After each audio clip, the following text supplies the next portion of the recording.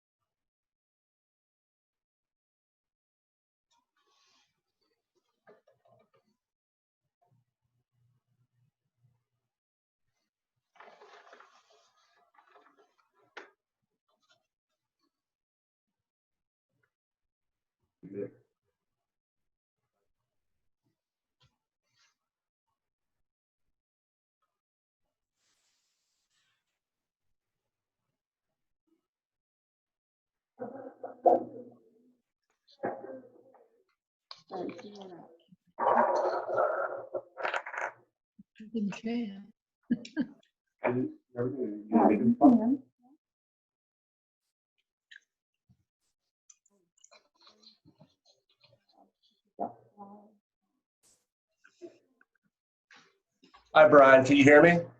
Hi there. Yes, I can hear you. All right. Well, good afternoon to you, and good afternoon to everybody else. Thank you for being here. We really appreciate it. We're having some technical difficulties, but I just want to introduce you. Of course, Bryan Gonzales. And, He's starting. We lost our audio. Do you have some slides that you're going to share, Brian? I do. Yes, I have a PowerPoint presentation. Okay. And are you sharing your screen? I can do that in just a moment. There we are. All right. Okay.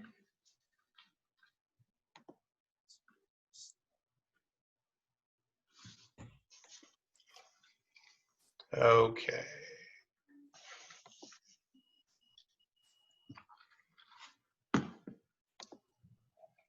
Yeah. I'll be with you in 1 second, Brian. Okay. No worries. Apologies. Complete. No, that's all right. I understand technology's always been a pain, and we'll talk a little bit about the technology back then and how it was a pain then too.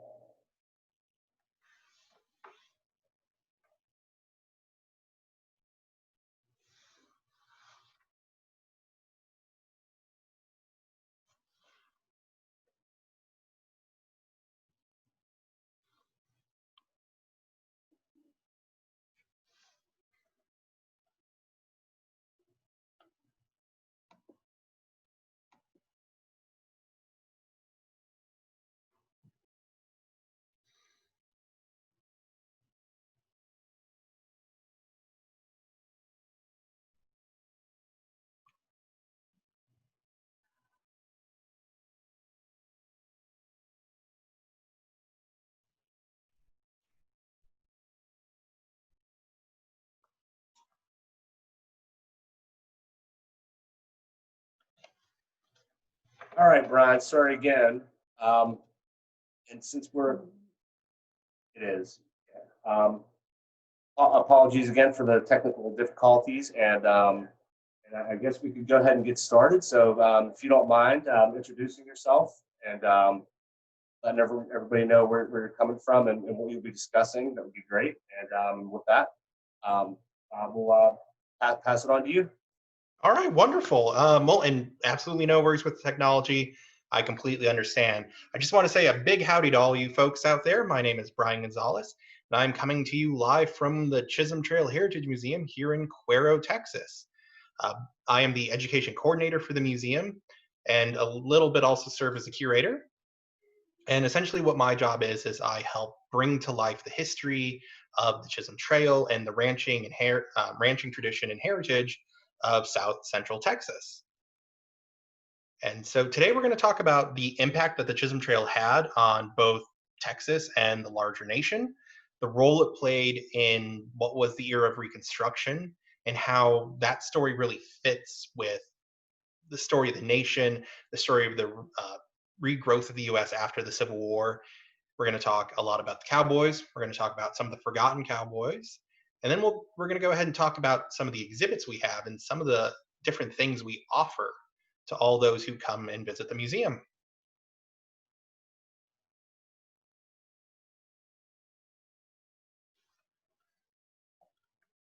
And if we're ready to go,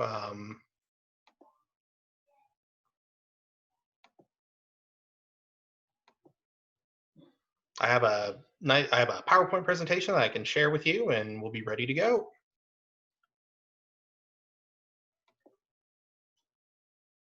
Yes, sorry about that, Brian.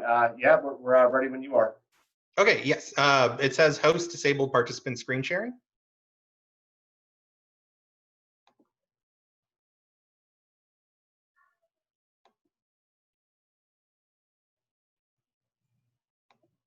All right.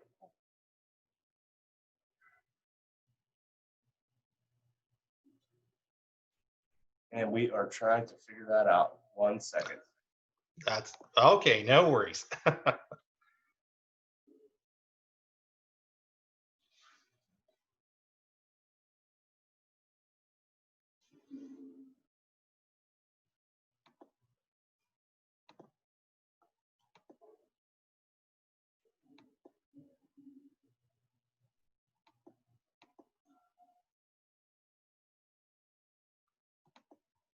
All right. Well, while we're waiting, I'll go ahead and this presentation is gonna. How I like to give these kind of presentations is I really like to walk you through sort of what I would do when guests come into the museum for either a field trip or a tour. And so we're going to do a lot of the same things I do then. And while we're waiting to get these things out, if it'd be helpful for all of you, go ahead and close your eyes for a minute and picture the classic American cowboy. You know, think about what you see when the word cowboy comes into your head.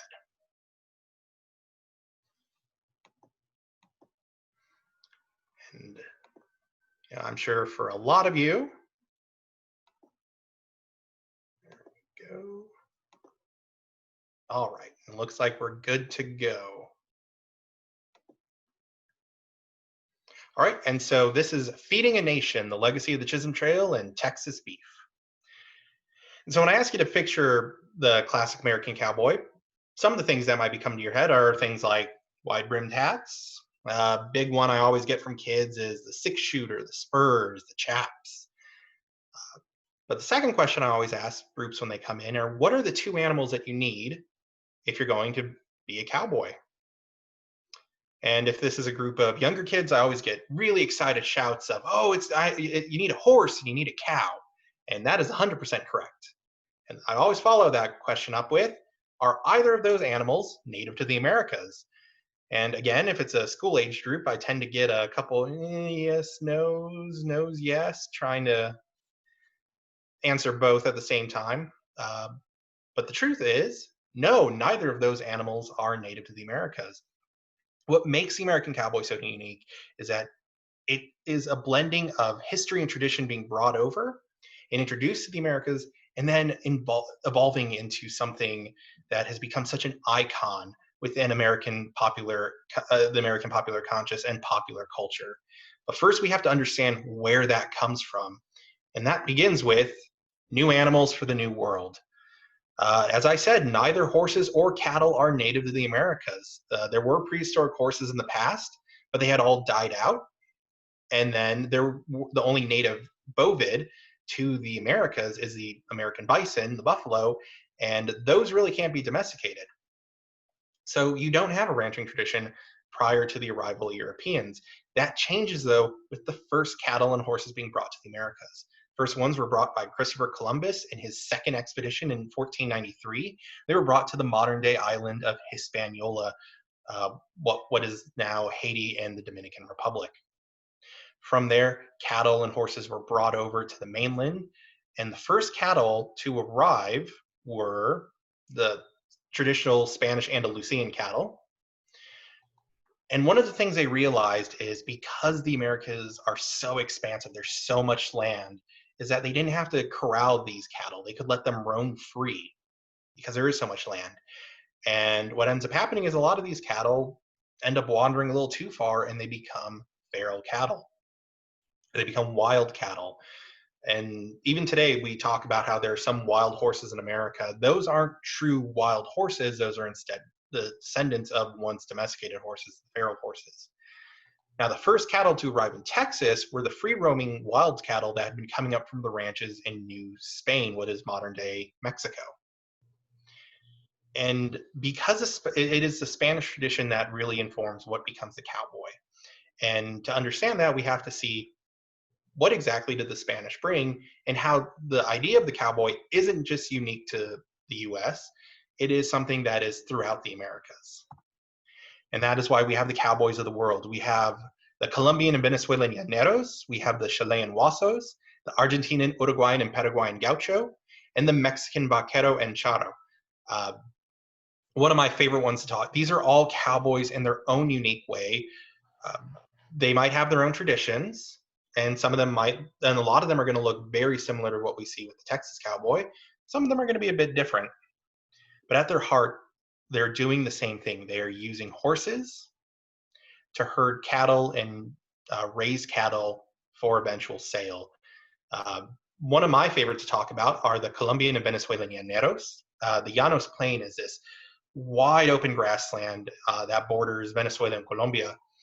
And what ends up happening is the Llanos Plains doesn't drain very well, and they have a wet season and a dry season. When the wet season happens, it turns into this massive, grassy, basically ocean. And so the Llaneros, who are the descendants of, again, we see this mixture of cultures coming together, this sharing of cultures.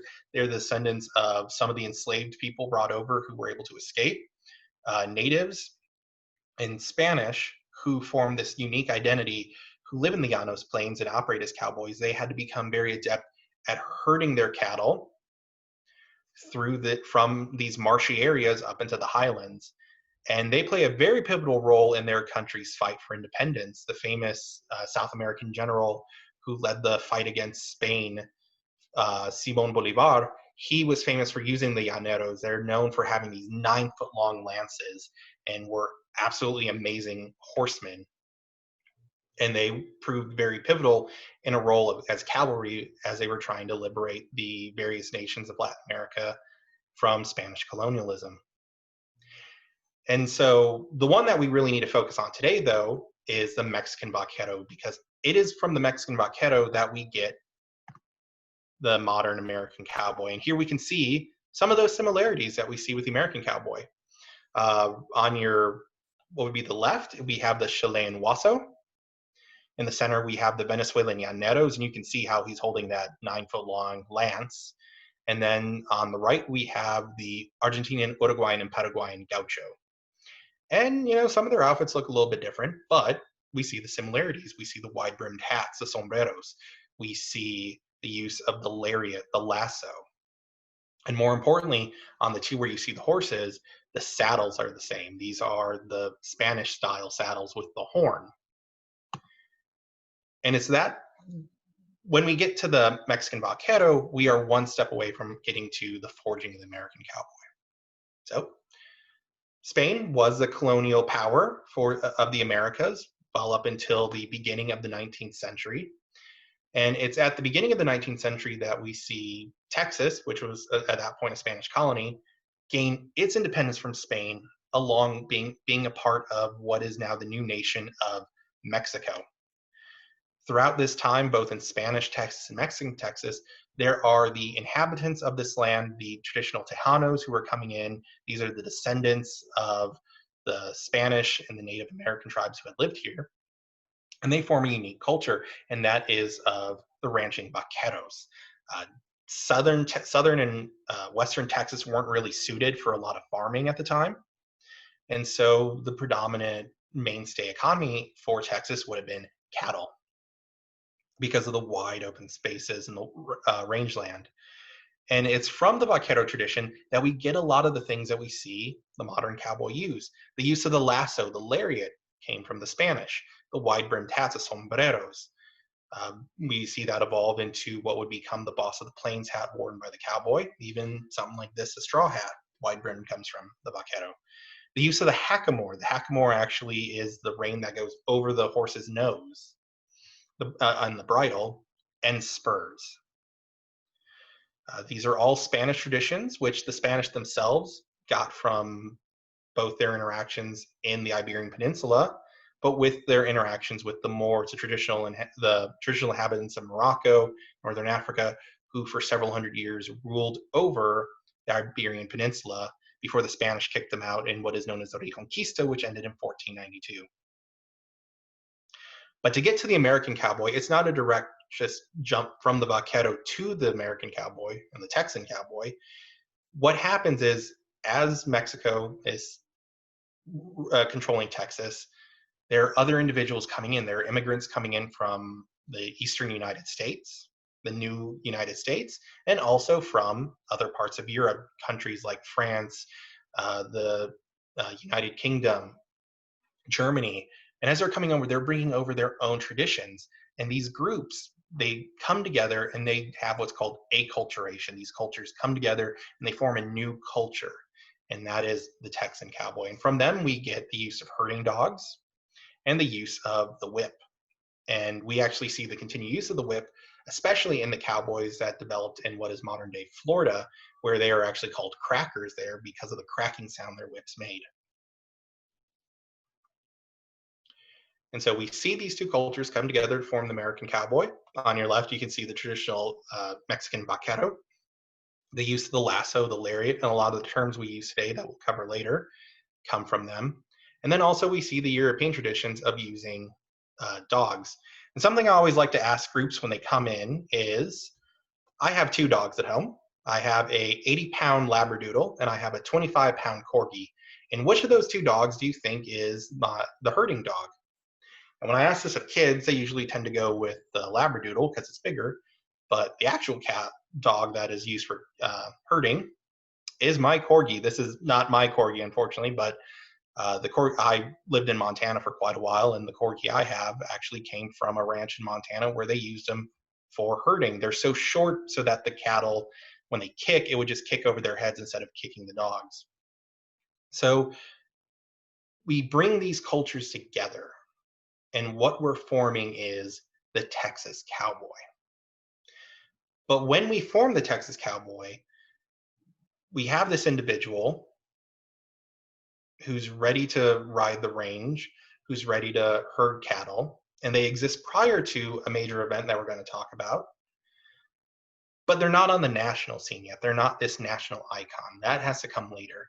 And for that, we really have to understand what is truly one of the most pivotal event, I believe, in our nation's history, and that is the American Civil War. So prior to the American Civil War, there were about, says 30,000, that's actually supposed to be 300, I'm sorry about that. 300 cattle inhabited the state of Texas. Tons of cattle. These are all the descendants of the Andalusian cattle. These are the Texas Longhorns.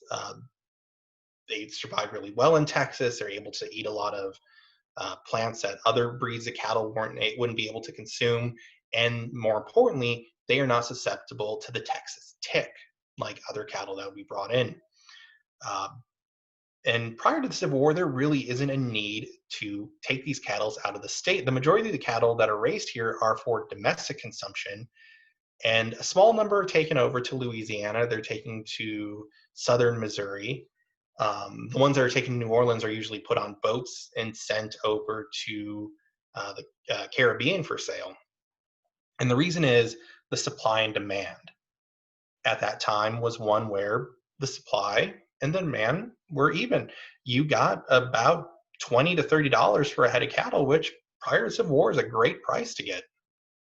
And so there's not really an incentive to take your cattle outside of what is then Texas. But that changes with the beginning of the Civil War. Texas joins the Confederate States, and because of that, Texas serves as one of the major supply sources for Confederate food, namely Texas beef. And Texas really excels at this role. The other thing is Texas is sort of this remote area of the Confederacy. So while they're exporting cattle, one of the things that they're importing are slaves from the other Confederate states. Slave owners in places like South Carolina, North Carolina, Georgia, they're sending their slaves over for protection to keep them in Texas, because Texas doesn't really figure that much in some of the major fighting in the Civil War. But this changes. What happens is in 1863, General Ulysses S. Grant takes during the siege of Vicksburg, takes the city. And what that does is it cuts the Confederacy in half. U.S. forces are able to take control of the Mississippi. No longer are these Texas cattle supplies able to get to the rest of the Confederacy. And another outcome of that is the men who went off to fight for the Confederacy, these Texas soldiers, aren't able to get back home.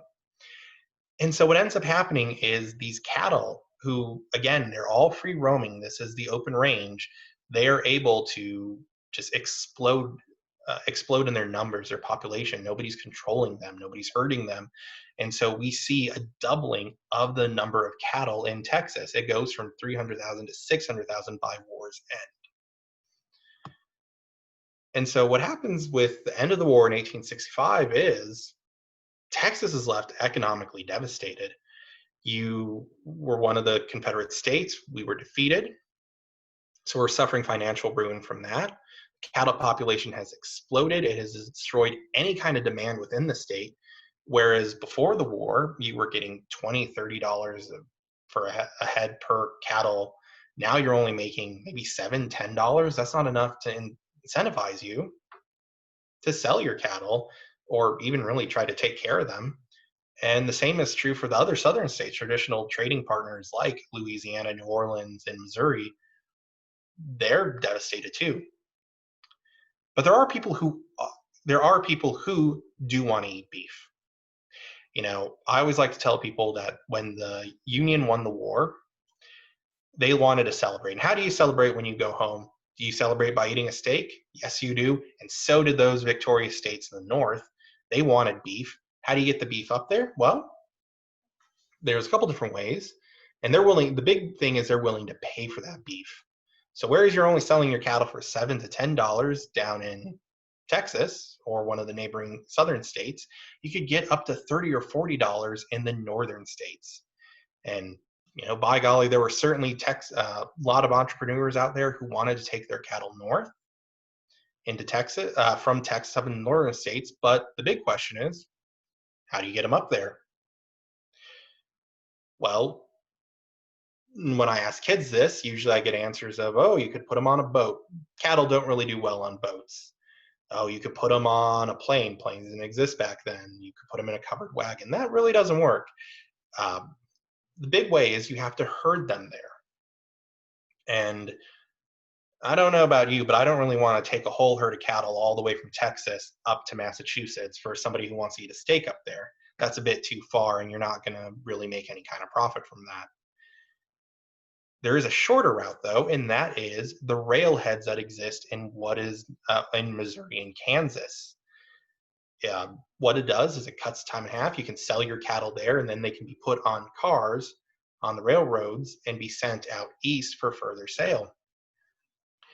And so this is what incentivizes the cowboys, the ranch owners, to begin undertaking what would become the Great American Trail Drives, really starting the first ones in 1866.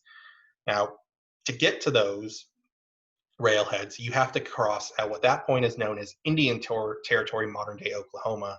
It's a very dangerous place, and really you need to know how to get there. And the main way you do that is by using some of the trails that are established. But first we have to understand where those trails come from. So, namely the Chisholm Trail. So the original Chisholm Trail existed prior to the Civil War. It was founded by a man by the name of Jesse Chisholm, who was a half Cherokee merchant who operated in what is now modern day Oklahoma, then the Indian Territory. And one of the great things Jesse Chisholm did was he scouted out the territory and found really great trail lines to supply the various trading outposts he had in the territory. This was a very lucrative career move for him. And basically what he was able to do is he avoided any of the major perils, things like dangerous water crossings, by establishing these wagon routes. However, by the start of the Civil War, the Chisholm Trail, as we knew it at that point, had basically been retired. Nobody was really using it anymore. And Jesse Chisholm eventually retired pretty soon after the war. But these trails still existed in people's mind. They still existed in maps. And so it was these early cowboys who turned to these trails to bring their cattle to market. One of the big things that also happens at the end of the Civil War is a man by the name of Joseph G. McCoy begins building stockyards in Abilene, Kansas, so that there's now a place to store your cattle. There's a place to take your cattle, deliver them to market, get them ready to send them out further afield. And this is the foundations of the trail. As you can see here, we have a picture of Jesse Chisholm. And the trail's ready to go. Problem is, where does the trail begin? There's been a long debate about where actually the Chisholm Trail was. And there's still a lot of debate today, but it all depends on how you look at it. If you're going off of Jesse Chisholm's original trail, then no, the Chisholm Trail never existed in Texas. Jesse Chisholm never came into Texas. He was only concerned with what was then the Indian Territory of Oklahoma, and his supply lines ended at the border of Oklahoma.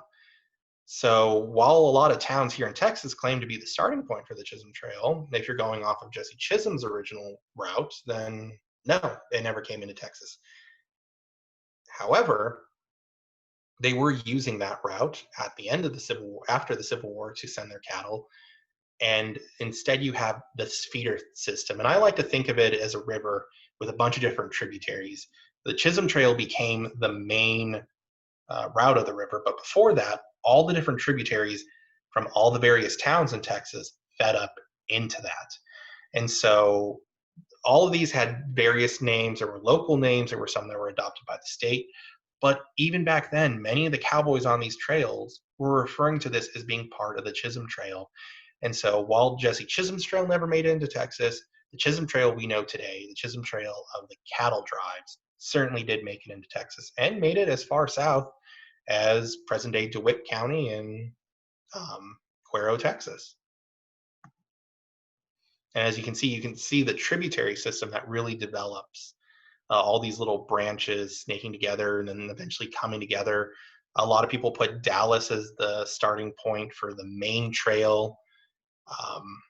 There's some debate about this, but for the most part, you can really put about Fort Worth, Dallas is where the trail starts to come together before heading over into Oklahoma and getting on what was Jesse Chisholm's trail. All right, so you have your starting point, but where's the end point? Well, that changes over time, depending on where you're going. Originally, if you were setting out on the Chisholm Trail in 1866, 1867, your main destination was going to be the trailhead at Abilene, Kansas. This was the farthest stop for the Kansas Pacific Railroad. However, as time progresses, these railroads are continuing to move west. This whole process of American manifest destiny, moving west, ocean to ocean, connecting rails, the railroad keeps moving westward. And because of that, where you're taking your cattle moves westward as well. You have places like Newton, Kansas, Wichita, Kansas, and finally Caldwell, Kansas, that all serve as stops for the cowboys, namely because they're easier to get to. It's a shorter route than having to go all the way to, say, Abilene. And really, by the end of the trail in 1885, the Union Pacific Railway has constructed a new line through what is now modern-day Nebraska, and this provided a new destination for a lot of these cowboys who didn't want to use the Kansas Pacific Railroad.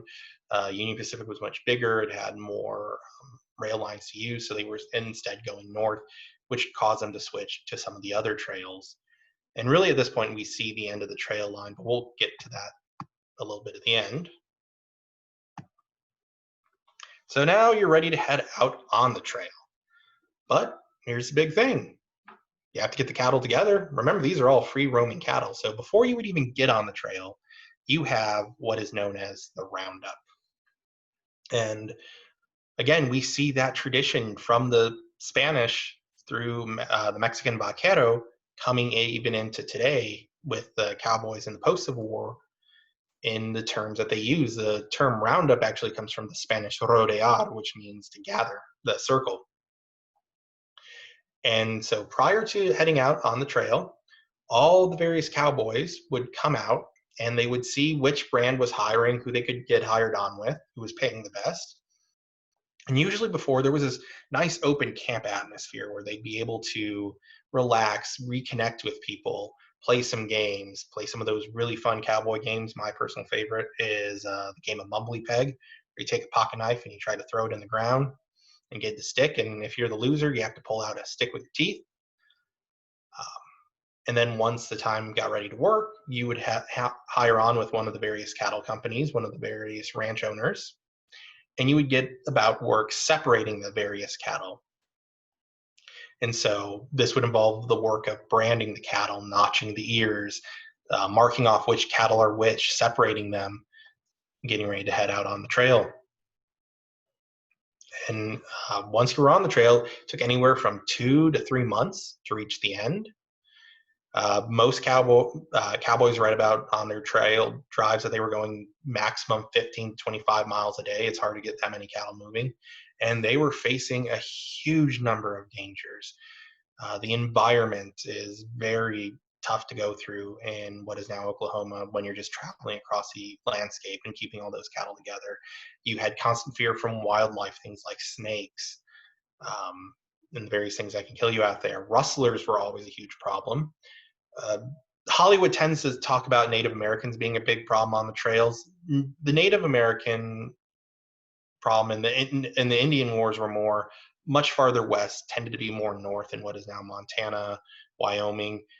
The tribes that existed in the Indian Territory of Oklahoma, those were what were known as the 5 civilized tribes. Those were tribes that had various treaties already set.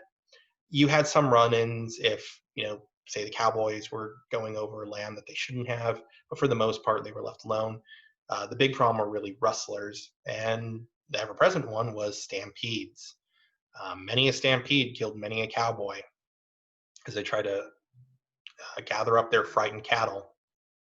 And honestly, probably one of the biggest dangers were local farmers in the Indian Territory. They would actually try to disrupt the trail drives.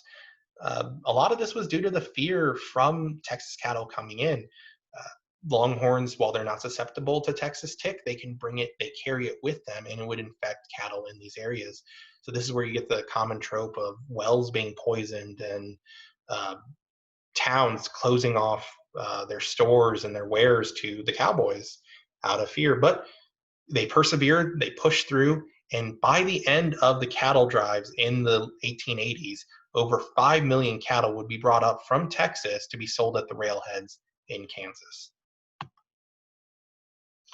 And it's at this point that I really want to talk about the forgotten cowboys. One of the things I had you do at the beginning was picture what you think of as a classic cowboy. And for how many of you that pictured that cowboy, did you picture either a person of color or a woman? Because there were certainly a lot of those on the trail too. African-American cowboys accounted for 25% of all cowboys on the trail. You have to remember, Texas had been a slave state prior to the Civil War, and many of the slaves from the other southern states had been sent to Texas. And they had played a very pivotal role in the ranching tradition of Texas prior to the Civil War. They were very skilled horsemen, and they knew how to take care of cattle. So when the war ended, they were often employed as cowboys. And sometimes you even see wholly African-American cattle companies driving their own cattle. One that almost is never talked about are the various Native American tribes that had their own cattle drives. Again, we talked about the 5 civilized tribes that lived in what was in the Indian Territory.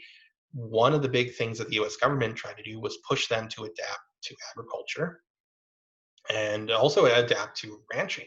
And so several of these tribes actually adopted the practice of raising cattle, and they would herd them themselves. And then lastly, there were many, many women who made the trip on the cattle drives.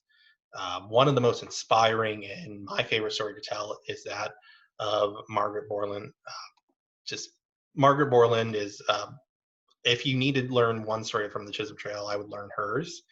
In 1873, she took her family's 2,500 Longhorn up the trail. The trip went smoothly. They got all the way up to Abilene, Kansas. They made it. got him on the rails, and she ended up actually dying from what is known as trail fever a month later. So even once you made it to the railheads, it was still a very dangerous process. But the Cowboys undertook this trial because it provided a certain financial freedom. You were making anywhere from $30 to $40 a month while on the trail. That's good money back then. And these cowboys, a lot of them hired on maybe only one drive, but a lot of them would come back and keep doing this. It was a way of life for them and a way to succeed. And for some of these forgotten cowboys, it was a way to find freedom that they didn't necessarily have back home. All right. And unfortunately, as with all things, they come to an end, and that's true of the trail system.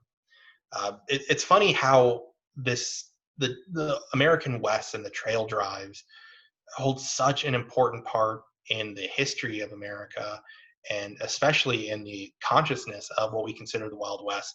But in reality, they were only active for about 20 years. They began in 1866 at the end of the war, and by the beginning of the 1880s, the trail system was beginning to fade. And there's really two reasons for that. The first, and again, this is technology coming into play, is those railheads. Not only are they going west, they're also coming south. And by the 1880s, some of those railheads were getting into Texas. Why go all the way up to Kansas to put your cattle on a train there when instead you can put them on a train here in Texas? The second one, and what I think is even more important, is the closing of the open range, and really the death of this concept of open landscape for America with the introduction of barbed wire. Barbed wire had existed since the early 1860s. There had been several different patents on it. But really what ends up happening in 1867, a gentleman from New York patents what we would consider today modern barbed wire, with the different loops coming together, and he begins selling this widely. And there's a reason fences had never really existed in Texas beforehand. One, there wasn't really a need to. There's so much land. Go ahead and let your cattle roam. Even if it's not necessarily your land, your neighbor's not really going to care as much if his cattle are also wandering on your land. Fences are incredibly expensive if you're building them out of either wood or stone, and they take a lot of effort to try to maintain. And cattle, as I'm sure many of you who've worked with cattle know, that they're going to find their way through a fence no matter what. Barbed wire, though, is an option that allows for really keeping cattle penned, but more importantly, it's a cheap option. And one of the first examples we see of barbed wire was actually right in San Antonio, Texas. Some entrepreneurs from New York came down, and in the middle of Alamo Plaza, constructed a small little corral filled with Texas Longhorns, and they demonstrated to all the individuals watching how effective those barbed wire fences were.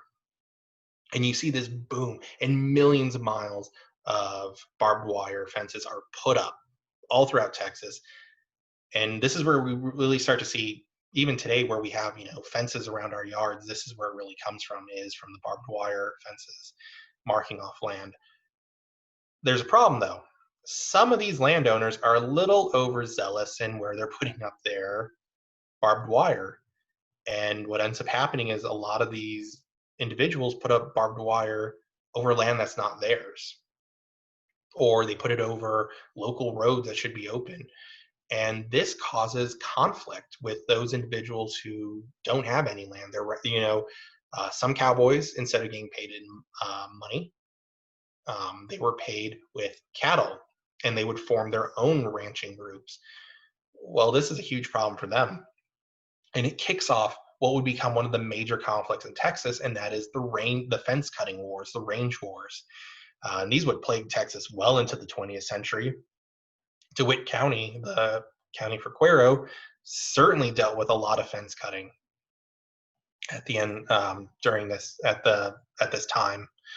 And really, even the Sutton-Taylor feud, the Sutton-Taylor War, that became such a focal point for DeWitt County and Cuero in particular during this time. Some of it had to do with the cutting of fences towards the end. And so these conflicts really didn't get resolved until a mix of both federal troops and the Texas Rangers came in, and you still see some of the remnants of it today in terms of land disputes going on throughout the state. But what happens is this really is the final nail in the coffin for the Chisholm Trail and the different drives. And so by 1886, you really see the last of the trail drives going up to what is now Kansas through the Indian Territory.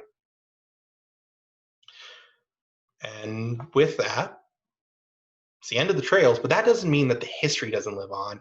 And that is what the Chisholm Trail Heritage Museum is attempting to do.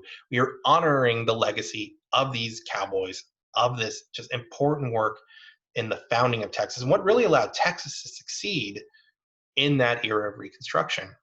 A little bit about the museum. We were founded in 2000 to preserve the ranching and agricultural heritage of both DeWitt County and the surrounding areas, and the roots that the cattle drives had in late 19th century.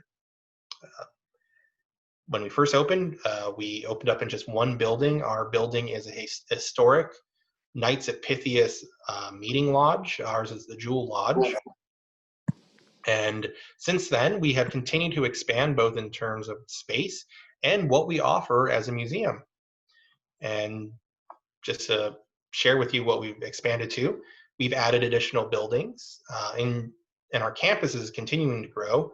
One of the first buildings we added was the historic Proctor Greenhouse. It is a fantastic example of a late 19th century home.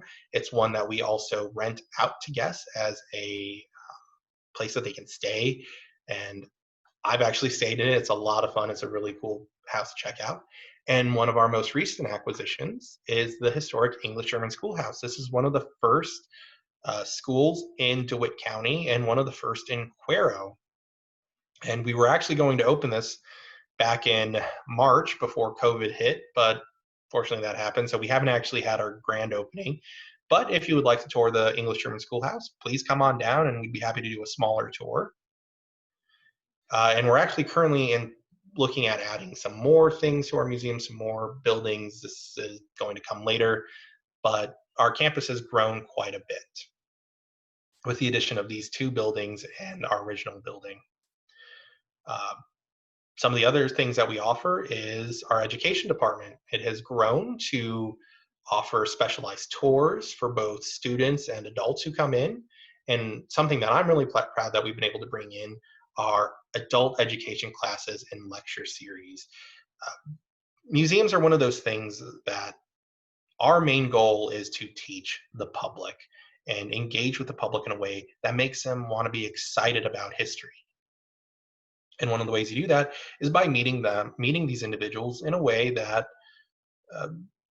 excites them, but also meets them on something that they're interested in. Not everyone's going to be interested in the cowboys. Not everyone's going to be interested in learning about the various types of barbed wire.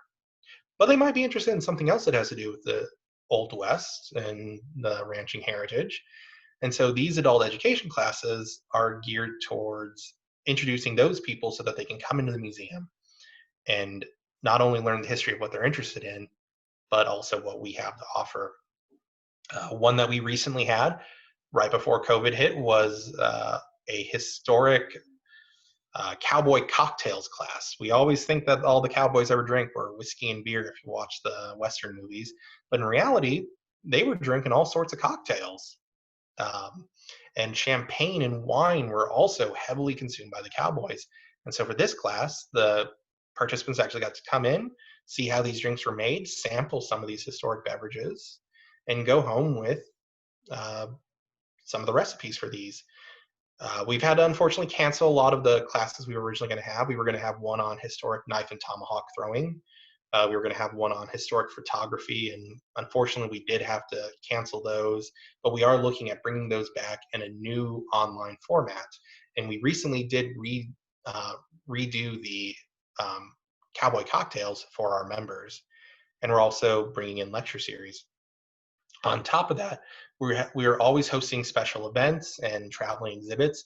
Our most recent one, which was actually created by the Chisholm Trail Heritage Museum, was our Warhol exhibit, where we had several of the prints from Warhol's Cowboys and Indians series along with various other art pieces from that represented the American West from such notable artists as Billy Shank, John Nieto, and we had some of the artists actually come in during our opening event. And yes, that closed in November.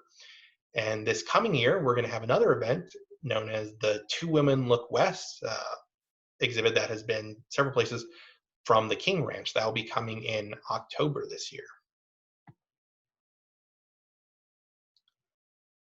And so a little bit about our the historic building. As I said, we are located in the historic Jewel Lodge, which was a Knights of Pythias meeting house. We have recreated the rooms upstairs to look as they would have for those Knights of Pythias meetings. We rent those out. We do have those rooms available for renting out for community events, everything from weddings to meetings, as you can see. One of the exhibits that we have on that are now make up our permanent collection that I absolutely love, going back to those Cowboys of the Americas, is our Tinker collection. This is on permanent loan from the University of Texas, and it represents a collection of various historical artifacts from the cowboys of Latin America. So again, those Chilean Huasos, those Uruguayan Gauchos, and the Llaneros of Venezuela that you can see. Proctor Greenhouse, again, it's a lovely home that we have as a guest house. It's open to the public. You can find its listings on Airbnb or contact us at the museum. It was one of the first homes in Cuero to have indoor plumbing and electricity brought in. And then finally, our newest addition is the historic English-German schoolhouse, which we currently use we haven't been able to use it yet, mostly due to COVID, but we have plans to use it as a learning space. There were 2 rooms in the building. One is set up as an original schoolhouse would have looked, and the other is used for smaller events, such as small intimate meetings or for the adult education classes. And with that, I just want to say a big thank you from the Chisholm Trail Heritage Museum. Thank you for letting me be here and share this amazing history with you. And if you would like to continue to learn some of this history or share it with the younger people out there, starting this week on Tuesday, we will be hosting our traditional cowboy youth camp. We can't do it in person this year, so we'll be hosting it online in a virtual format. It's free to the public, and come on and learn some more about the cowboys and some really cool skills we like to teach the kids. Thank you. Okay, thank you so much, Bryan. Thank you for bearing with us with our technical issues and for presenting us with such great information. And do you have a couple minutes to answer questions? I do, yes. Great. Okay, so for everybody that's online,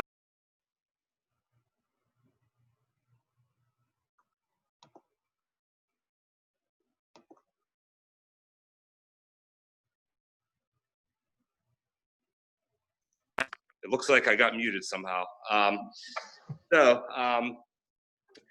So for everybody that's online, if you don't mind, please use the chat box to type in your questions. And then in the meantime, we do have some people here, and I'm going to ask them if they have any questions. Does anybody here have any questions for him? What time is that youth camp on Tuesday? Yes, so that youth camp will be going from Tuesday till Friday. It's going to be every day from 10 to 11 a.m. And the way you can watch the camp is there's 2 ways. The way we're doing this virtual camp is we'll be hosting a 1-hour live feed from our Facebook page where we do a presentation on a topic of the day. And these topics range from everything from what the cowboys use as their skills, roping techniques, to things that relate to the trail, such as the Buffalo Soldiers and Native American groups. And so this will be, and we'll also go over the activities that we help create for the kids to do at home. This will last from 10 to 11 a.m. during our live feed. Once that's over, that video will remain on our Facebook page, and we'll also be uploading it to our YouTube page, which can all be found through our website, Chisholm Trail Museum, Chisholm Trail Heritage Museum.org. Thank you. Okay. Okay. Anybody else have any questions? Okay. And are you able to see the chat box, Brian? Let's see. And if not, I could read them to you. It is not showing up on mine, unfortunately. Okay. So the first question is, a friend and I toured the museum back in early March, and we found it to be fantastic. Keep up the great work. So that was not a question. That was a comment. Thank you. And Appreciate it. another one is, this was very interesting. Thank you. And if we're ever in DeWitt County, we will be sure to stop by the museum. We live in Colorado now, but we both grew up in Central Texas and Waco and South Central Texas and San Antonio. And that was from Teresa.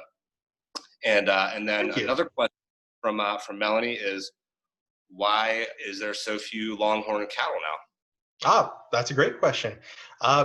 Honestly, the reason there are so few Longhorn cattle is Longhorns aren't that great to eat. The Longhorn are incredibly sturdy animals, and they're fascinating for Texas history. But in terms of beef-producing cattle, they're really not the best. They don't produce a lot of meat that you would consider, I don't want to say edible because it is edible, but it's not your choice cuts. And choosing between raising a Longhorn or, say, a Brahman cow, you're better off choosing the Brahman because you're going to get more money for the amount of meat that you can sell off of it. Longhorn tend to be pretty wiry. Their meat's a little gamey. I love Longhorn. They are amazing creatures. They are actually fairly docile. They're one of the few cattle breeds that you can actually put a saddle on if they're trained right and can ride. And in the past, we've actually had a couple Longhorn come to the museum where you can put a saddle on, get on them, and take a picture with them. But because of that, the Longhorn stopped being favored as the Texas cattle. It works great on the year of the trails because they're able to survive off the landscape far easier than, say, a modern day Brahman cattle.